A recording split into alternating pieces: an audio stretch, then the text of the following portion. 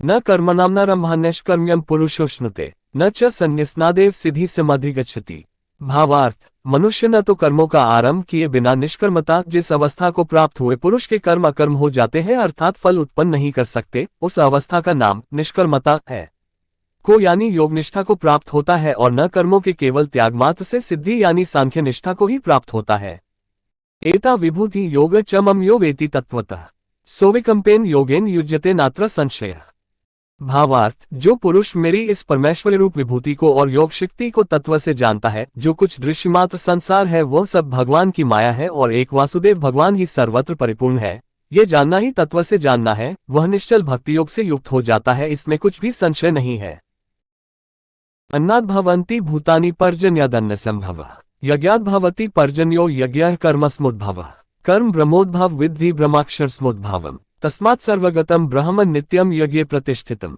भावार्थ, संपूर्ण प्राणी अन्न से उत्पन्न होते हैं, अन्न की उत्पत्ति वृष्टि से होती है, वृष्टि यज्ञ से होती है और यज्ञ विहित कर्मों से उत्पन्न होने वाला है।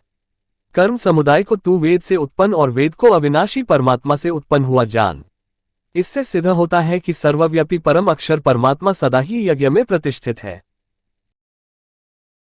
बुद्धिर्ज्ञानम सम्मोहः क्षमा सत्यम दमः शमः सुख दुख भावो भावो भयम च भयमेव च अहिंसा समता तुष्टिस्तपो दान यशो यशः भवन्ति भावा भूतानां मता एव पृथ्वीधा।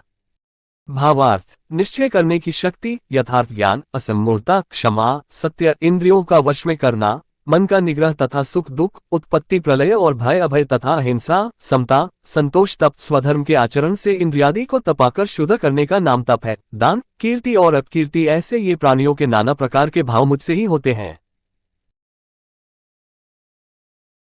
विद्याविनय संपन्ने ब्राह्मणे गावी हस्तिनी शुनि चैव श्वपाके च पंडिता समदर्शिन। भावार्थ, ज्ञानी महापुरुष विद्या विनयुक्त ब्राह्मण में और चांडल में तथा गाय, हाथी एवं कुत्ते में भी समरूप परमात्मा को देखने वाले होते हैं। अक्षरम ब्रह्म परमम स्वभावोध्यात्ममुच्यते भूत भावोद्भव करो विसर्गः कर्म संजित। भावार्थ, श्री भगवान ने कहा, परम अक्षर ब्रह्म है, अपना स्वरूप अर्थात जीवात्मा अध्यात्म नाम से कहा जाता है तथा भूतों के भाव को उत्पन्न करने वाला जो त्याग है वह कर्म नाम से कहा गया है। 15 यदा हेनेन्द्रियार्थेषु न कर्मस्वनुषिचते सर्वसंकल्प संन्यासी योगारूढ़स्तदुच्यते। अर्थ, जिस काल में न तो इंद्रियों के भोगों में और न कर्मों में ही आसक्त होता है, उस काल में सर्वसंकल्पों का त्यागी पुरुष योगारूढ़ कहा जाता है। तम विद्याद् दुःख संयोग वियोगम योग संजितम स निश्चयेन योक्तव्यो योगो निर्विण्ण चेतसा यो। भावार्थ, जो दुख रूप संसार के संयोग से रहित है तथा जिसका नाम योग है उसको जानना चाहिए। वह योग न उकताए हुए अर्थात धैर्य और उत्साह युक्त चित्त से निश्चय पूर्वक करना कर्तव्य है। यस्त्वात्मरतिरेव स्यादात्मतृप्तश्च मानवः आत्मन्येव च संतुष्टस्तस्य कार्यम न विद्यते। भावार्थ, परंतु जो मनुष्य आत्मा में ही रमण करने वाला और आत्मा में ही तृप्त तथा आत्मा में ही संतुष्ट हो, उसके लिए कोई कर्तव्य नहीं है। 18 प्रकृतेर्गुण सम्मूढ़ाः सज्जन्ते गुणकर्मसु तान् कृत्स्नविदो मंदान् कृत्स्नविन्न विचालयेत्। भावार्थ, प्रकृति के गुणों से अत्यंत मोहित हुए मनुष्य गुणों में और कर्मों में आसक्त रहते हैं। उन पूर्णतया न समझने वाले मंद बुद्धि अज्ञानियों को पूर्णतया जानने वाला ज्ञानी विचलित न करे। अंतकाले च मामेव स्मरण मुक्त्वा कलेवरम य प्रयाति समद्भावम याति नास्त्यत्र संशयः।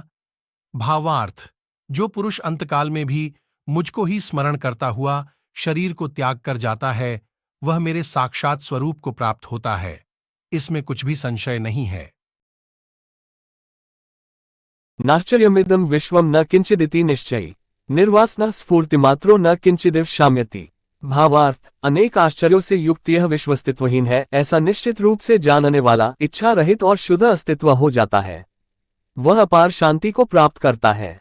अगर आपको मेरी वीडियो पसंद आई हो तो उसे लाइक सब्सक्राइब करें और एक प्यारा सा कमेंट करें। जय श्री कृष्णा।